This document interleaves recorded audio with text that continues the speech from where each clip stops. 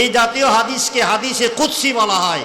এই হাদিসে কুদসির মাঝে আল্লাহর নবী বলেন, আল্লাহ বলতেছেন, ইন্নী ইফতারাদতু আলা উম্মাতিকা খামসা সালাওয়াত।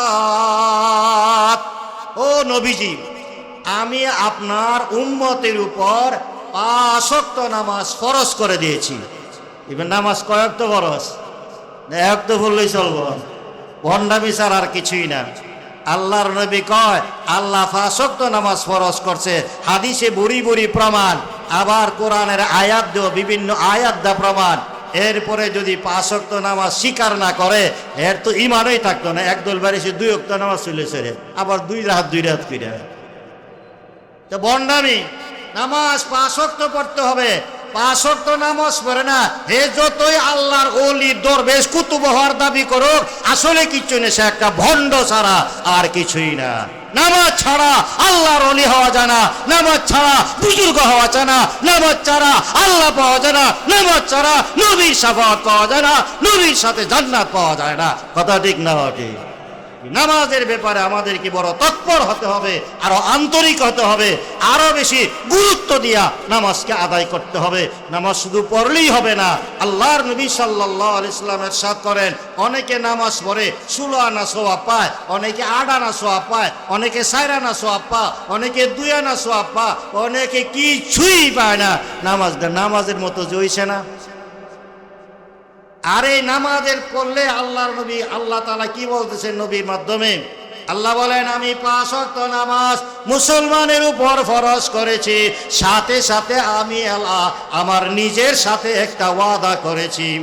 ওয়াহিদতু ইনদি আহাদা, আমি আল্লাহ আমার নিজের সাথে ওয়াদা করছি। এটা তো কোনো জরুরি না। এরপর আল্লাহ নিজের উপর লাজিম কইরা নিছেন, আন্নাহু মান হাফাযা আলাইহিন্না লিওয়াক্তিহিন্না, আমার যেই বান্দা 5 ওয়াক্ত নামাজ সহি শুদ্ধভাবে সময় মতো আদায় করবে, আমি আল্লাহ আমার নিজের জিম্মাদারিতে সকল ঘাটি অনায়াসে পার করাইয়া আমার নিজের জিম্মাদারিতে ওই নামাজি ব্যক্তিকে জান্নাতে ঢুকায়া দেব। আমরা চাইনি আল্লাহর জিম্মাদারিতে জান্নাতে যাইতে? কেডা কেডা হাত তুলে দেয়? সকলে চায়। চাইলে নামাজটা ঠিক মতো পড়তে হবে কি হবে না? আল্লাহ তাআলা আমাদেরকে সহি শুদ্ধভাবে এমনভাবে নামাজ পড়ার তৌফিক দান করুক, যেইভাবে নামাজ পড়লে আল্লাহ নিজের জিম্মাদারিতে জান্নাতে পৌঁছায় দেন। আর জান্নাতে পৌঁছাবারই জীবনের চরম পরম সফলতা অর্জন করা। কথা ঠিক না ঠিক? এটাতে গেলে আখিরাতে দুনিয়ার কিচ্ছু নাই। আল্লাহু আকবার, আল্লাহু আকবার। আল্লাহর নবী কি বলেন? 5 ওয়াক্ত নামাজ ঠিক মতে পড়ো, আল্লাহ রিজিকের ব্যবস্থা করে দিবে। আল্লাহর হাবিব সাল্লাল্লাহু অন্য হাদিসে বলেন, আল্লাহ নিজে বলতেছেন, ইবনে আদম, ইবনে আদম, হে আদম সন্তানেরা, তাফাররাগ লি ইবাদাতি, আমার ইবাদতের জন্য সময় বের করো, ফারেগ হও, ইবাদতে লাগো। আর ইবাদতের মধ্যে সবচেয়ে বড় ইবাদত হইল নামাজ।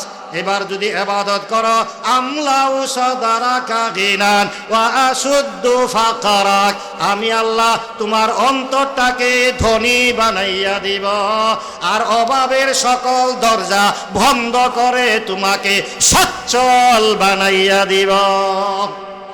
তাইলে নামাজ পড়লে শুধু শুধু যে জান্নাতে যাবো তা না, দুনিয়ারও প্রথম পুরস্কার আছে। অভাব দূর হবে, নিরাপত্তা পাওয়া যাবে, গুনাহ মাফ হবে, আল্লাহ খুশি হবে, ঈমান নিয়ে দুনিয়ার থেকে যাওয়া যাবে। দুনিয়া আখিরাত দুনো জাহানের পরিপূর্ণ সফলতা লাভ হবে। কথা ঠিক না ঠিক? এই জন্য একটাই কথা, আমরা নামাজের ব্যাপারে কোনো রকমের গাফলতি না করি, নামাজটা আরো সুন্দর করার চেষ্টা করি।